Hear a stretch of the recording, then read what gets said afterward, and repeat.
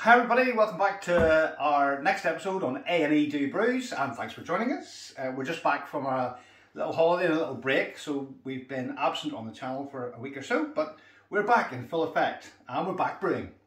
So tonight we have just put on House Pale. I'm looking forward to that. I haven't tried that one yet. It took a typical life with Pinter. So when my feet fell off, the House Pale, the press was leaking slightly, but mysteriously it hadn't managed to leak over your fridge still, so you'd be really happy with that. I have checked. Yes. Not leaked over the fridge, but it was cracked ever so slightly. What else just happened? Just want to show Trixie's having a guest appearance today. Yes, and the cat is having a guest appearance on here. Hello, Trixie. Anyway, now, one thing I found out, obviously like the rest of you guys, I clean this religiously, and cleaning the Pinter 2 or 2.1, it's hard work, but I cleaned it religiously.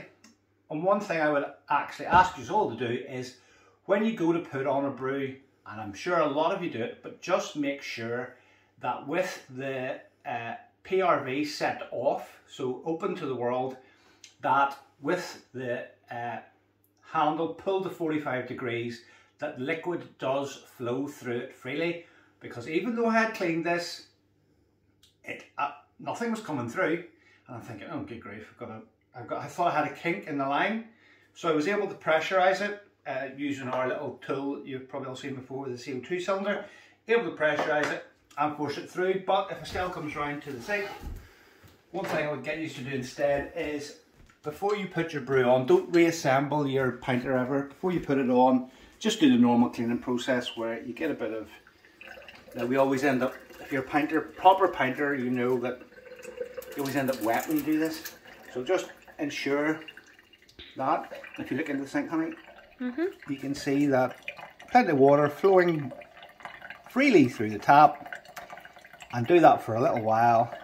Just ensure that when you do put your Pinter, when you put your new brew on, that it is going to pour when you go to pour it. Talking of which, last time on the videos we did the Pinter 2 spin around, make people dizzy. Oh, what happened? So yeah, Pinter 2 versus 2.1, same brews, and actually we found that the beer tasted better out of the 2.1 for some reason. That just could be one of those things. They should be roughly the same. But the question all of us would have in the 2.1 is all the beer going to come out? Is there enough pressure? So I'm pretty sure there's not too much beer actually left in this one. And we've poured to 45 and that is coming out. Even though it looks as if it's a little bit on the flat side. But it's still pouring. It looks like rosé wine. So, good news is, folks, there's probably very little pressure left in that keg whatsoever. But it is still pouring, and I'm sure, because I'm going to need... You're going to use your little gadget now to get I'm going to need the lid off this at cap so that I can put on another brew this evening. But the good news is, even though it's a bit flat, here is good old Pinter 2, which I'm sure... Well, that's certainly added a bit of head. It was flat, and no, it's not. So yeah, I'll get cracking on emptying that. Estelle, I'll give you that one if you want. You can start on that. And what I'll do is I'll introduce our next little bit. So with the brew we've just put on, you guys will be aware, this is House Pale, and it needs to be done at setting 4, and it took me 4 attempts to get back into the app. Normal Pinter evening. And I don't know at setting 4 what the pressure is going to be. There is one fact in all this, and that is that Ralph has told us ideal brewing pressure is 26 psi, which could be in and around that, maybe. So a lot of us have got our pressure gauges. And up until now, as you've seen Rupert on the channel, bless him, he's had to drill these and melt them and do all sorts of wonderful things to get the pressure gauge. I personally wouldn't leave the pressure gauge in just in case the seals are a wee bit letting a bit of gas out. So it's always good after about 24-36 hours when she's doing her most gas, that you check what your pressure is at setting 4.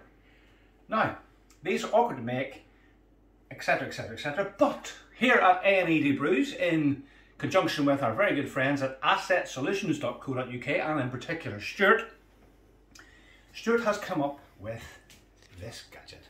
So this is a 3D printed copy of what a hopper bottle does, with a gauge attached, and you guys will be... he's giving you the gauge as and well? all. A gauge as well? Gauge and all. That's good. And Stuart is going to knock these out, available to you, viewers on A&E Brews, for £12 plus postage and packaging. So probably anywhere in the UK is roughly about £2.50.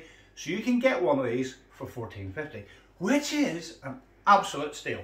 Because... Yeah, because the actual pressure gauge was like 12 I mean, I couldn't get pounds. that. Just the gauge itself was like £16.50. Was it? I thought it was £12 or something. Yeah, so Stuart's going to knock these out to you guys. And if I was you, I'd be very, very quick, because I know he's only got a limited supply. He has more in order, but get in there quick. Tell him we sent you and all that good stuff. We don't get any kickback on it at all. It's just to try and get us all making magic beer. And you just screw it in with your fingers. And what a tidy, tidy little device that is. Now, obviously, there's no pressure in it at the minute, but look how cool that is. It just sits on top of your Pinter. Yeah. So well done, Stuart.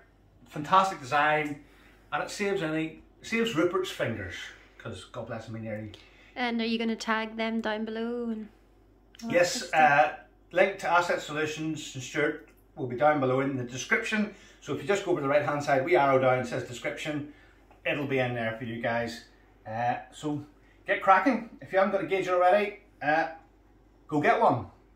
And what we're going to do is do a review on it in the next couple of days to make sure that we're going to measure it with our kegland gauge and with Stuart's, just to make sure that everything's working fine, and obviously let you guys know how this turns out and how House Pale turns out. But I have no doubt that Stuart's workmanship will be second to none. And he also does obviously the calibrated ice spindle, which we use frequently. So yeah, get in touch with Stuart and I'm sure he will look after all you guys. So thanks for watching, and we'll see you in the next channel when we review House Pale and everything else that goes on. So thanks for watching, like and subscribe, as Estelle will shout at me if I don't say that. And look forward to seeing you next time. like and subscribe if you like the cat in the background. Bye. Bye.